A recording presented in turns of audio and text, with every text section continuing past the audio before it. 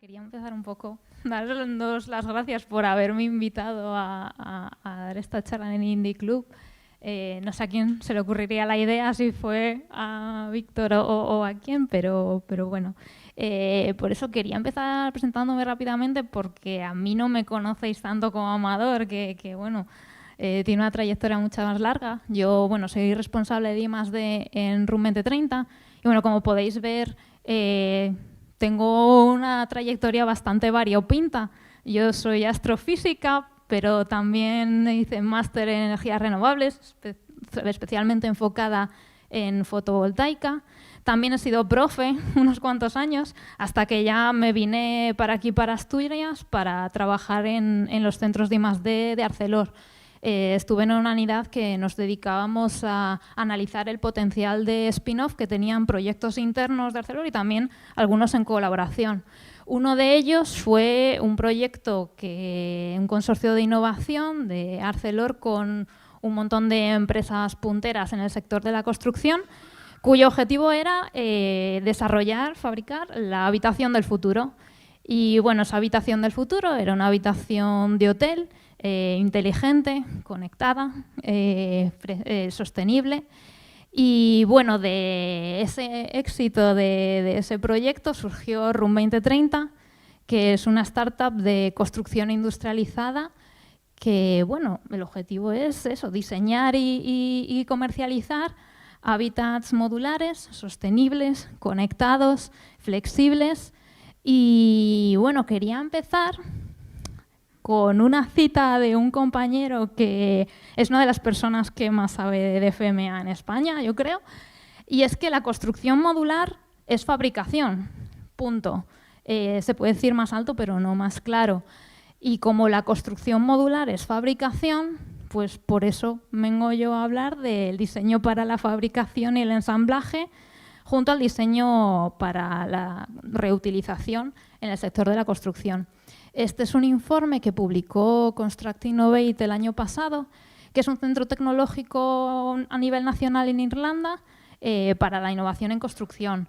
Uno de los participantes más importantes es la Universidad de Galway, que participa en un consorcio, en un proyecto europeo en el que también estamos nosotros. Y bueno, quería empezar un poco qué es el diseño para la fabricación, el ensamblaje y esto de los métodos modernos de construcción, que venimos aquí a cambiar el sector. Y bueno, el DFMA es una metodología para el diseño de productos que facilita procesos de fabricación y ensamblaje a lo largo de toda la cadena.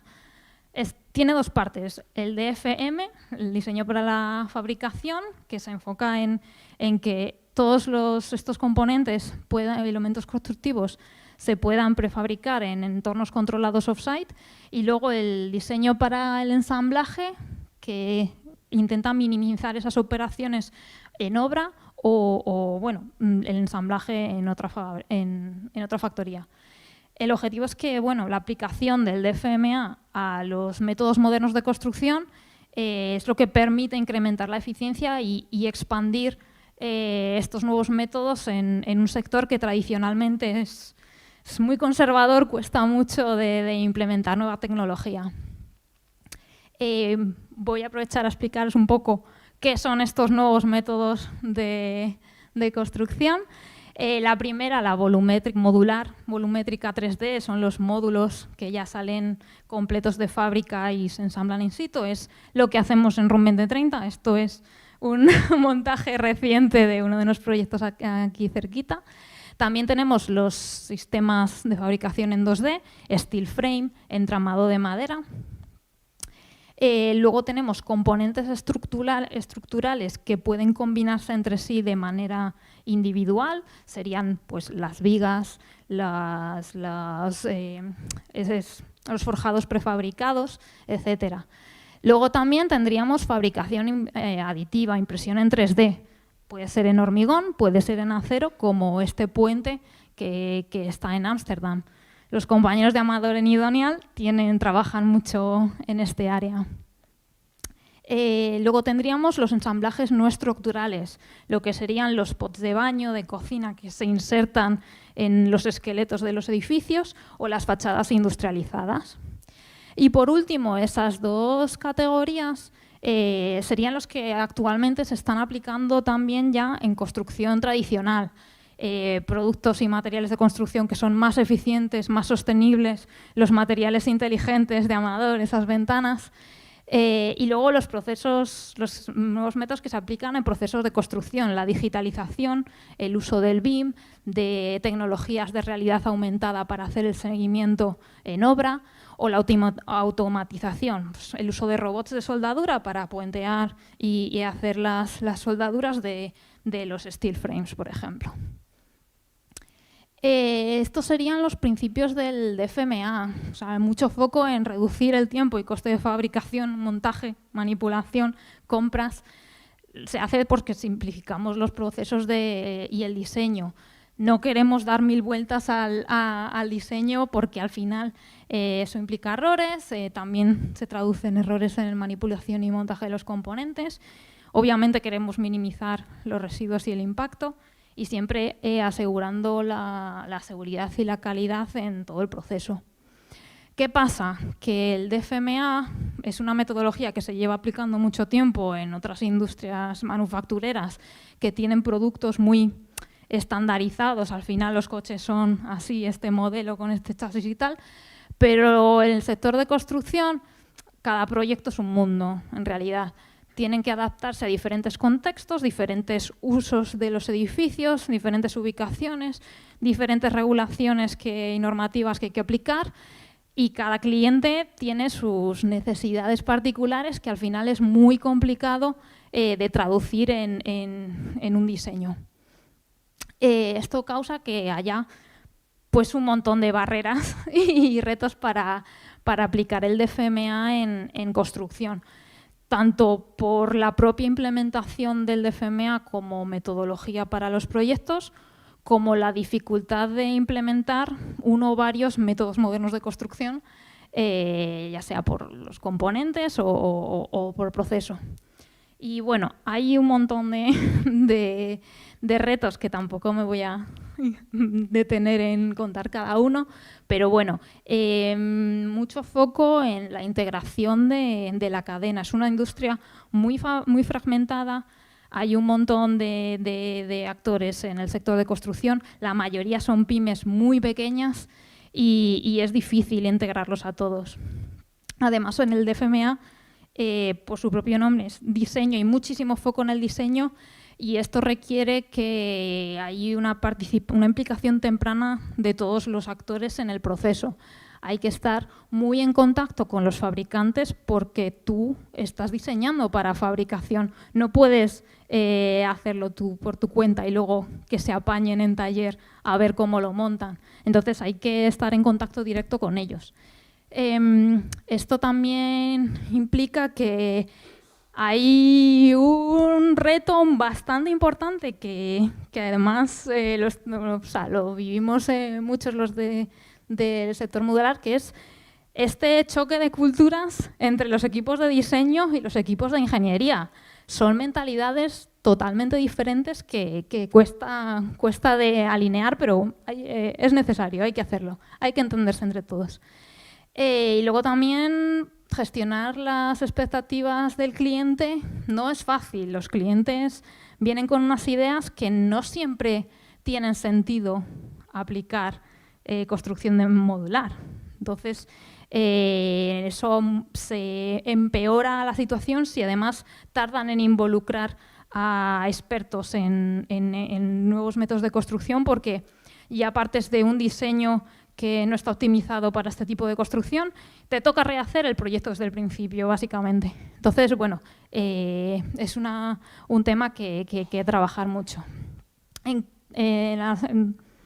Relacionados con el marco contractual, bueno, los retos financieros son otra cosa que tenemos experiencia propia, y es que, bueno, los hitos de pago no son los de la construcción tradicional por el mismo hecho de que hay mucho foco del trabajo en la parte inicial de diseño, en el acopio inicial de los materiales en fábrica. Entonces, todos esos hitos tienen que adaptarse a este ritmo de trabajo. Y además, las fórmulas de financiación son diferentes. Nos ha tocado trabajar directamente con entidades financieras para poder encontrar mecanismos de financiación para nuestros clientes, porque no sirve con una hipoteca tradicional. Hay que encontrar un tipo de financiación que les pueda servir para algo que todavía no se ha fabricado, que se va a fabricar en taller y luego ya se va a instalar en sitio. La demanda de mercados hace un poco de ciclo vicioso con la anterior de capacidad de mercado, porque si la demanda de estos nuevos métodos es baja porque, claro, hay poca capacidad de producción, claro, los fabricantes no van a invertir en ampliar sus capacidades porque hay baja demanda y la cadena es limitada y la escala de la demanda que yo necesito para hacer una inversión en la capacidad de mi factoría, yo necesito que haya un flujo continuo y sobre todo predecible de proyectos que yo sepa que van a entrar en mi factoría, porque si no, no la puedo tener parada. Entonces, son retos que, bueno, es algo que le ha costado a algunas empresas del sector, se les ha llevado por delante. Por último, en sistemas operativos, lo que es la operativa de esta metodología. Es muy importante, como ya decía, coordinar las fases, integrar a todos los actores. La planificación de las obras en este tipo de metodología es muy importante y el conocimiento técnico es muy diferente o bastante diferente del que hay en la construcción tradicional. Hace falta tener formación específica en este tipo de tecnologías. Y por ello, bueno, también es un reto técnico poder cerrar el diseño al principio del trabajo con el cliente para luego desarrollar todo el trabajo a continuación. Que un cliente te haga un cambio cuando ya has entrado en fábrica es un desastre. Ya se ha llevado por delante la mitad de la productividad y de la efectividad que tenía esta metodología.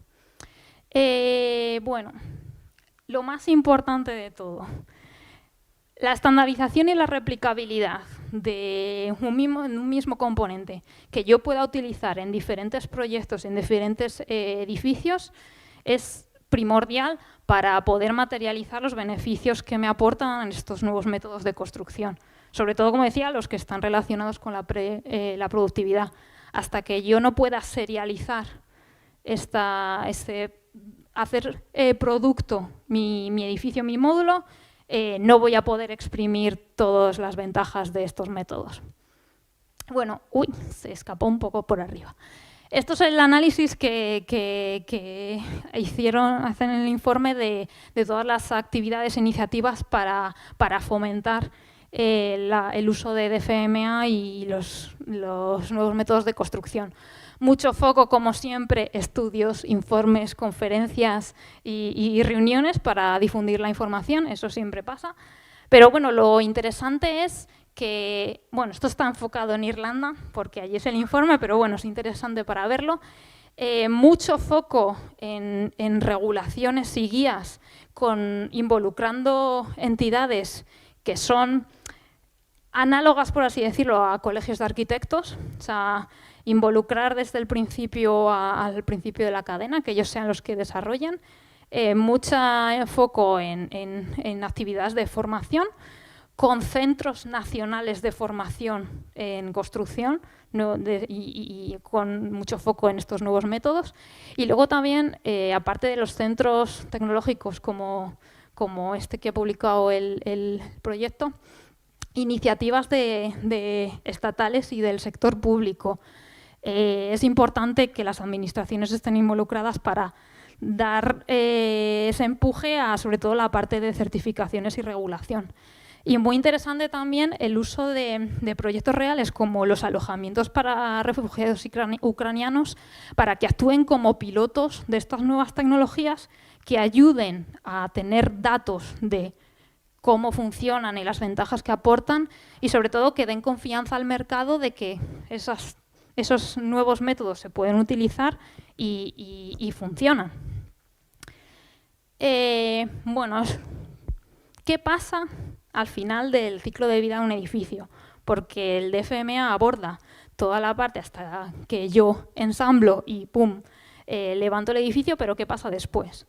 Pues aquí tenemos dos vertientes que serían el diseño para el desensamblaje y el diseño para la reutilización, que tienen muchos puntos en común, pero no son lo mismo. De hecho, el diseño para el desensamblaje habilita el diseño para la reutilización. Yo necesito poder desensamblar el edificio para poder reutilizarlo y reutilizar sus componentes. Actualmente, menos del 1% de los edificios que existen pueden ser desmontados y reutilizados. Y es curioso porque tradicionalmente, y bueno, hay culturas nómadas que son expertos en esto. Tenemos el ejemplo del Crystal Palace, el Palacio de Cristal de la Expo Universal de Londres, 1851. Al final de la Expo, este edificio gigante se desmontó y se llevó y se volvió a levantar a 12 kilómetros. Y siguió en uso durante un montón de años hasta que bueno, sufrió un incendio y luego se desmontó durante la Segunda Guerra Mundial para que no fuera un objetivo de bombardeo. Pero ejemplos más cercanos, la Expo de Sevilla, el pabellón de Asturias se desmontó, se trajo a Gijón y se utiliza en el Museo del Pueblo de Asturias como uno de los edificios. Entonces, hay ejemplos. Bueno, esta sería la jerarquía del final del ciclo de vida en edificios, igual que la jerarquía de los residuos, ese embudo de qué es lo mejor para utilizar.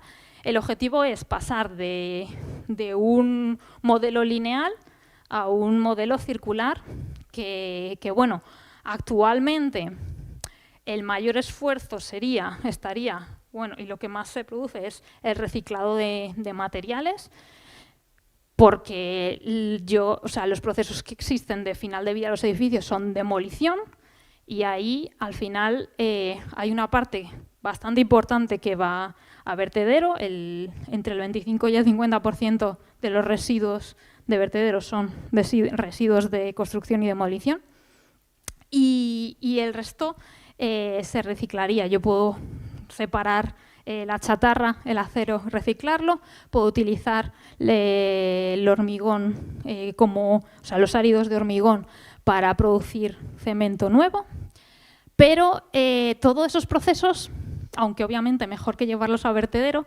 siguen requiriendo un gran consumo de residuos y energía y emitiendo CO2 porque al final es un proceso muy largo llevarlos al principio de la cadena y volver a procesarlo. Entonces, siempre lo ideal es la prioridad va de pequeño a grande. Yo sí puedo reubicar el edificio entero, como el Palacio de Cristal o el Pabellón de Asturias, pues al final el gasto de recursos que tengo es del desmontado, el transporte y volver a montarlo. Y ya está, ya tengo un edificio nuevo, no tengo que volver a producir nada más. Otra opción sería reutilizar. Una vez que yo desmonto el edificio, yo puedo reutilizar esos componentes. Claro, ahí ya tengo que tener un sistema de anclaje de esos componentes que me permita desmontarlos sin que sufran demasiado daño y poder volverlos a utilizar. Entonces esos los podía utilizar para volver a ensamblar nuevos edificios con nuevas configuraciones. O si no, pues ya tendría que reprocesar esos materiales de los que están compuestos esos componentes para volver a fabricar nuevos componentes.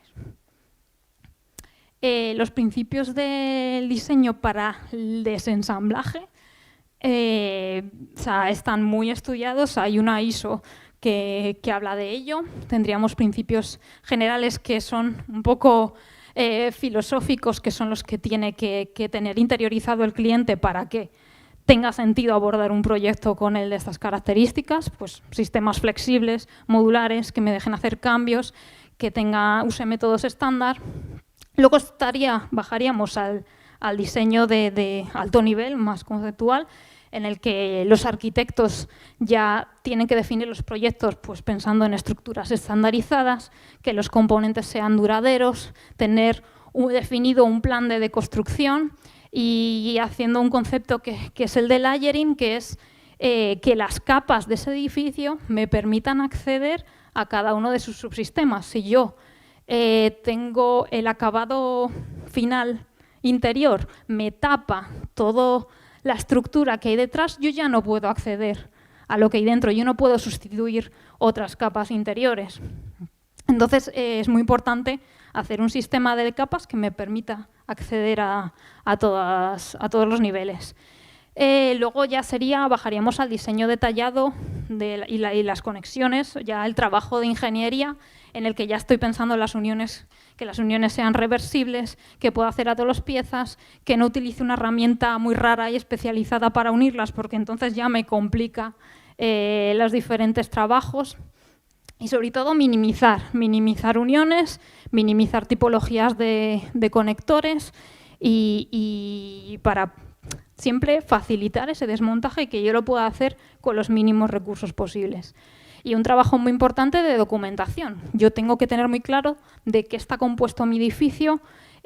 Cada componente tiene que estar identificado y etiquetado de manera permanente, porque cuando yo lo desmonte dentro de, 70 años, yo necesito que cada componente siga bien identificado y tener muy claro ese inventario de materiales. Aquí la metodología BIM pues ayuda bastante.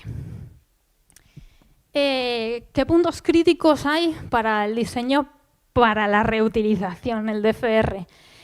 Importante evitar sustancias dañinas a corto y a largo plazo, porque la idea es reutilizar estos componentes. Estos componentes, si los quiero reutilizar, pues tienen que tener una vida útil larga, que no me cueste mucho su mantenimiento y entonces desde el diseño yo tengo que pensar en esta vida útil. Esta información tiene que mantenerse y tenerla muy clara durante todo su ciclo de vida y después. Y bueno, pues eso, las uniones, los conectores tienen que ser duraderos. Obviamente atornillar en lugar de soldar, siempre que sea posible, porque si no, pues va a ser difícil. Y siempre, bueno, el uso de equipamientos comunes para montaje y desmontaje, que yo no tenga que usar herramientas diferentes si quiero hacer una operación u otra. Y muy importante, los puntos de elevación en los componentes. Si yo quiero desmontarlos, necesito poder agarrarlos por algún lado. Barreras, pues tenemos cuatro áreas específicas. La percepción o la mentalidad de la gente. El final del ciclo de vida, eso, 70 años va a durar el edificio, muy lejos. La percepción de los materiales. Es que, claro, segunda mano. Bueno, a ver cómo se comporta esto. Luego, el concepto de permanencia del diseño. Claro, a todo el mundo le gusta pensar, sobre todo a los arquitectos, le gusta pensar que su diseño va a durar para siempre. ¿Cómo voy a pensar yo que esto se va a desmontar dentro de X años? Bueno, pues sí. Luego, el tiempo y el coste del desensamblaje versus la demolición. Sí que es verdad, claro, es más fácil coger todo fuera que pensar desde el principio del diseño cómo puedo hacer que esto sea desmontable en el futuro. Eso impacta en las económicas. ¿Cuánto van a valer estos materiales dentro de esos X años? ¿Me va a compensar? Sobre todo, muy importante, ¿voy a tener un mercado para estos elementos, estos componentes reutilizados? Evidentemente hace falta planes, legislación y estándares que apoyen esta metodología. Y como siempre, técnicas. Hace falta conocimiento técnico y las herramientas para llevar a cabo esto. ¿Cómo podemos superar estas barreras? Pues diseminando información, programas de formación, las bases de datos nacionales o marketplace de componentes, importante desarrollar estándares y adoptar sistemas que me permitan de alguna manera cuantificar la reutilización de los componentes y a nivel técnico, obviamente, mejorar estos conectores, estandarizar todos estos componentes y hacer guías técnicas detalladas para los diseñadores, que los diseñadores sepan qué pueden utilizar y cómo se pueden reutilizar los componentes que ya existen. Entonces, bueno, como vemos, DFMA va por un lado, el DFR va por otro y hay muchas cosas que tienen en común, se pueden apoyar uno en otro.